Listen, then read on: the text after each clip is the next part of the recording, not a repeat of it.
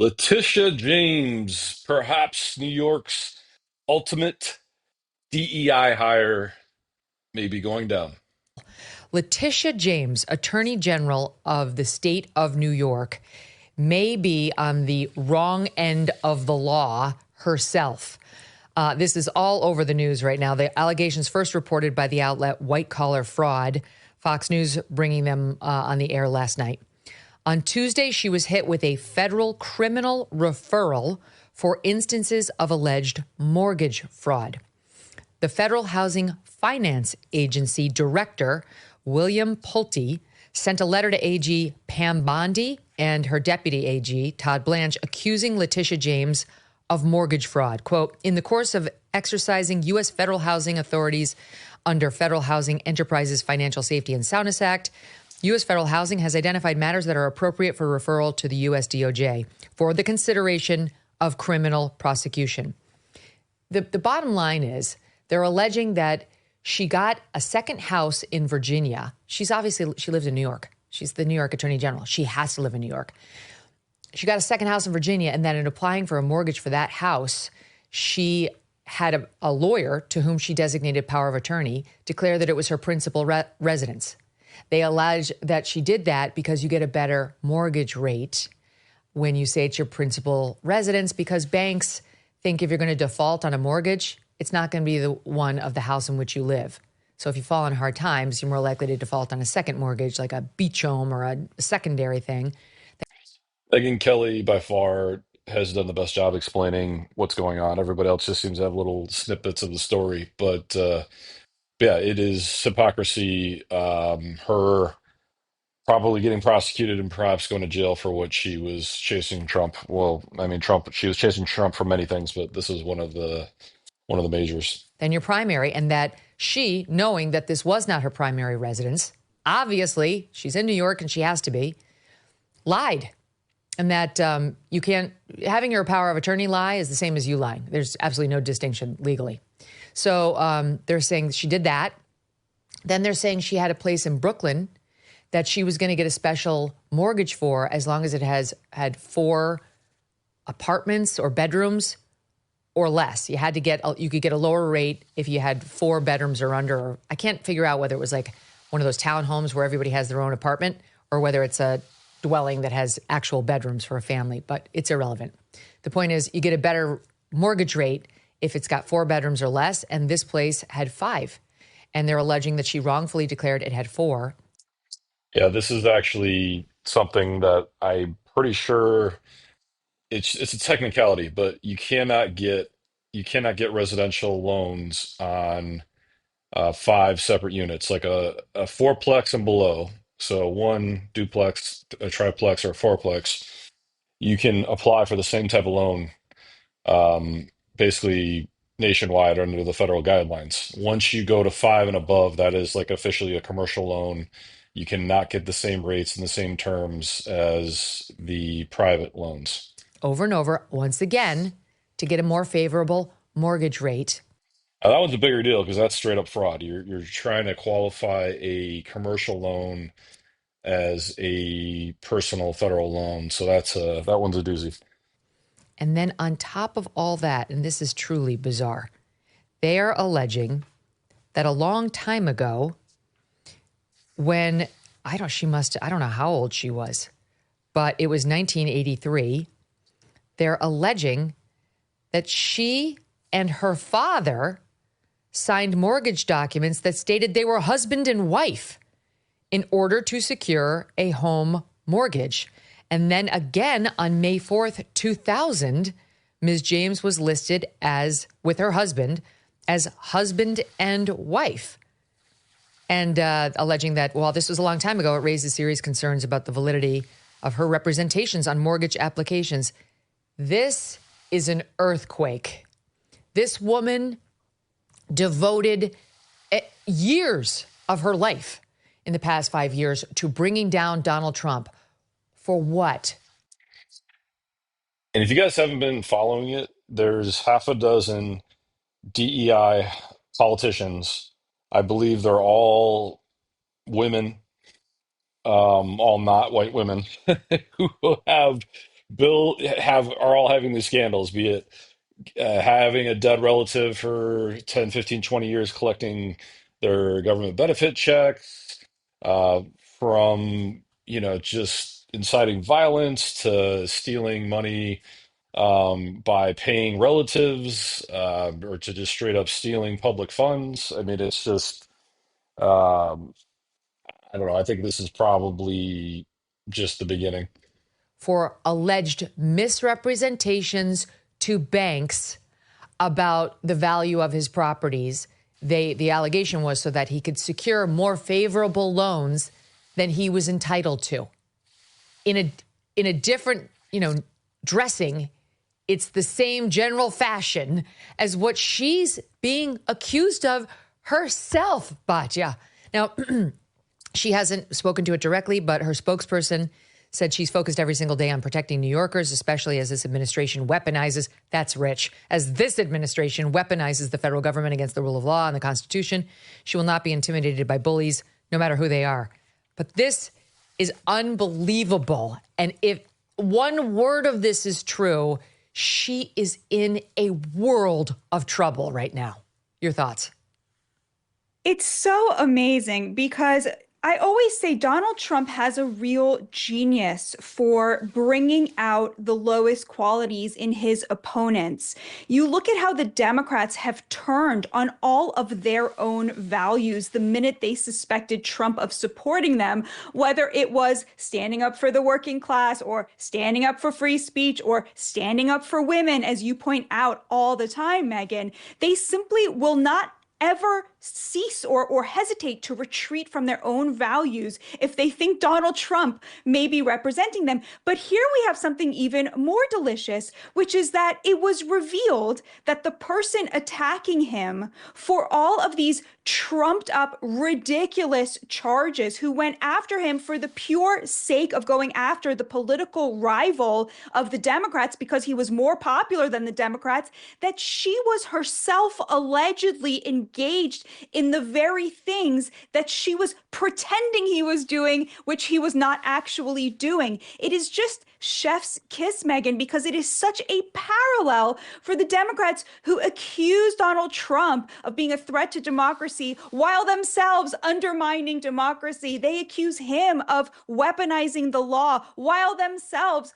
weaponizing the law. And this is just like such a beautiful, perfect bow on top of the box of their hypocrisy, where he again and again comes out ahead. It's incredible. She's going to be hoisted on her own petard because she's spent the past 3 years, 4 years, arguing about how no one is above the law. The powerful must be treated the same as the poor. That just because you're rich and famous doesn't give you the right to manipulate the banking system to get more favorable loans. Oh my God. All of that is going to be shoved right down her throat and into her craw in the context of this investigation and this case. Now, What's a craw? I've never heard that before. she'll tell us what her defense is. I'm all ears. Cannot wait to hear how she's had alleged repeated slip-ups on her mortgages. Like, one, you could understand. I don't know, like maybe the dwelling that she said is 4 bedrooms instead of 5. Maybe they did something with the 5th bedroom, like she's like counting as a study, although that's not the way it works. On a mortgage law, they want to know like what qualifies as a bedroom. They don't care how you're using it. I'm just trying to look for ways to give her the benefit of the doubt. I'm not sure how you say your father is your husband. That's a tough one. It's not exactly what she's being prosecuted for. But if true, it absolutely shows a pattern of dishonesty. And by the way, pattern evidence can get in criminal trials. They've been using it against Harvey Weinstein and others up and down Latitia James's New York State criminal system. So this woman's in a lot of trouble today. I'm telling you, this is serious. Having read the complaint, Jonathan Turley was on Fox last night, and he said exactly this. It took me less than a minute to find cases prosecuted under this statute for false claims of principal residences and the other allegations. So this is not some unusual statute that they bring up from time to time for enemies. This is actually quite frequently enforced. And says this woman previously prosecuted Trump for everything short of ripping a label off a mattress She emphasized he was ultimately responsible for any filings made in his name or that of his company, irrespective of whether he had seen them or signed them personally. He authorized them, just as she would have here. And he said the greatest danger for Letitia James may be if the Letitia James standard is applied to her, where she emphasized such technicalities matter and that the powerful should not be given a free pass. This is just unbelievable. I mean, Fani Willis goes down because she couldn't keep her zipper up long enough to actually see the prosecution of Donald Trump through, right? So the question is, are they going to give her a deal where she just resigns to not get prosecuted and dragged through the public mire here for the next couple of years? But since she is arguably Trump enemy number one, that may not happen. It may be a fascinating federal trial to watch. And then I believe she lied under oath very clearly to me, as well as her paramour, Nathan Wade. So that case crumbled. It crumbled even though it was a state case. He couldn't be pardoned. There were all sorts of reasons why that one was problematic. But to your point, his enemies are just the worst people.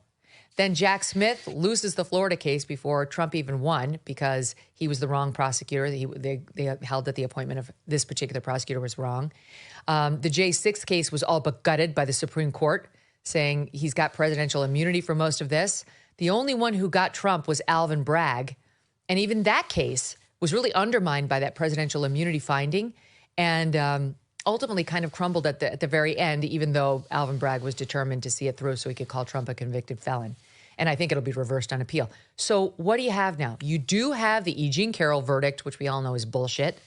And then there's this case by Letitia James, which was the one I was told by Trump insiders was the one that bothered him the most all along. It's his company, his near and dear company. And what's being alleged in this lawsuit is that case was pursued by an alleged fraudster herself. Yeah, and if this is true, I mean, Megan, if you had done this stuff, right, like the stuff she's accused of doing, you might sort of hesitate before going out and having the most high-profile person on planet Earth be accused by you of the same exact things. So you have to understand here, how is it possible that she could have staked so much knowing that she had done the same thing if this is all true? And It's because she's gotten away with anything and everything, cutting corners. That's the whole problem with DEI. When you let people get something for nothing, when you let people pass other people that they have no right passing, they just want more and more. There's no end to it. It's just, they think they're immune from everything, from laws and consequences and morality. I think the answer to that is really important. Democrats fundamentally do not consider conservatives and Republicans to be human in the same way that they are. They don't see them as comparable. And the confidence with which she used the justice system to go after Trump for the very crimes that she herself is alleged of having committed suggests to me this kind of confidence that the system will always work not justly, but in their favor, right? There's a kind of unconscious acknowledgement here, an admission, if you will, that they believe that they are not held to the same standard as conservatives and Republicans, and certainly Donald Trump. And I think for me, that's what's really interesting about this. She was out there with the red drape, tempting the bull. Who could forget the many times we heard this from her in SOT 3? I will never be afraid to challenge this illegitimate president when our fundamental rights are at stake. I believe that the president of these United States can be indicted for criminal offenses. Will you sue him for us? Oh, we're going to definitely sue him. We're going to be a real pain. I'm sure she's very angry. I'm sure she thought she should have been Kamala. She should have been the next president. I know my name personally. That man in the White House who can't go a day without threatening our fundamental rights. Yes, we need to focus on Donald Trump and his abuses. We need to follow his money. We need to find out where he's laundered money. We need to find out whether or not he's engaged in conspiracy. It's important that everyone understand that the days of Donald Trump are coming to an end. I look forward to going into the office of Attorney General every day, suing him, defending your rights, and then going home. And by the way, this isn't brought up enough. If your whole life revolves around hatred and taking down someone else, whether it's justified or not, it's a short, sad life. That's a Fox News, but it's unbelievable. You've heard about tariffs recently, plus inflation. All right, we'll end it there. What do you guys think? Is she going down? Are they going to make a deal and she's going to resign? Or is this going to be headlines here for the next couple years?